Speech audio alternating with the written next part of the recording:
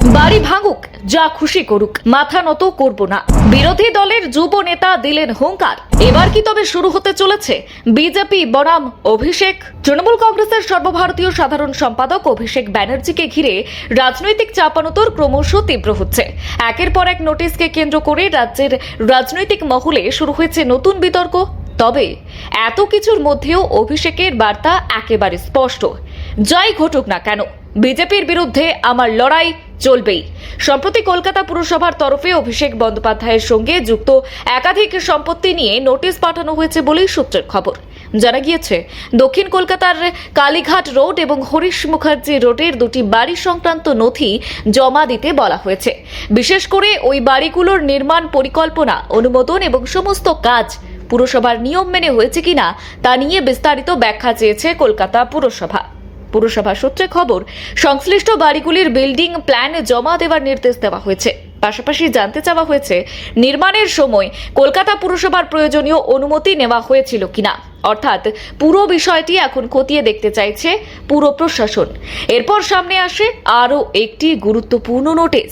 সূত্রের দাবি, lips and বাউন্সের নামে পাঠানো চিঠিতে কলকাতা পৌর কর্পোরেশন আইন 1980 এর ধারা 401 উল্লেখ করে বলা হয়েছে, 188A হরিশ মুখার্জি রোডের বাড়ির যে অংশগুলি অনুমোদনহীন বলে চিহ্নিত হয়েছে সেগুলি 7 দিনের মধ্যে ভেঙে ফেলতে হবে।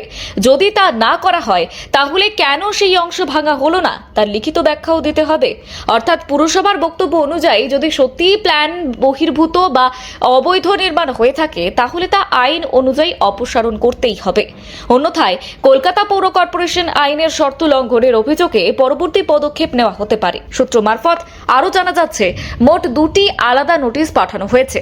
একটি অভিষেক বন্দ্যোপাধ্যায়ের মা লতা বন্দ্যোপাধ্যায়ের নামে এবং অন্যটি লিপস অ্যান্ড বাউন্সের নামে। উভয় ক্ষেত্রেই 7 দিনের মধ্যে জবাব চাওয়া হয়েছে।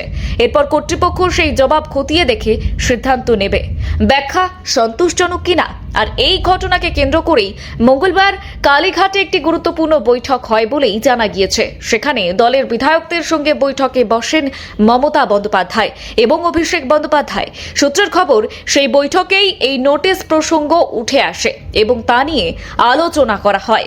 রাজনৈতিক মহলের মতে এই ঘটনাকে কেন্দ্র করে তৃণমূল কংগ্রেস বিজেপির বিরুদ্ধে রাজনৈতিক আক্রমণ আরও তীব্র করতে পারে।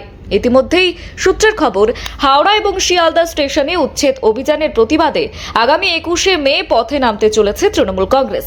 দল মনে করছে সাধারণ মানুষের উপর চাপ সৃষ্টি করা হচ্ছে এবং সেই ইস্যুকেই রাজনৈতিকভাবে সামনে আনতে চাইছে তারা। ব্যুরো রিপোর্ট, গলসি বার্তা।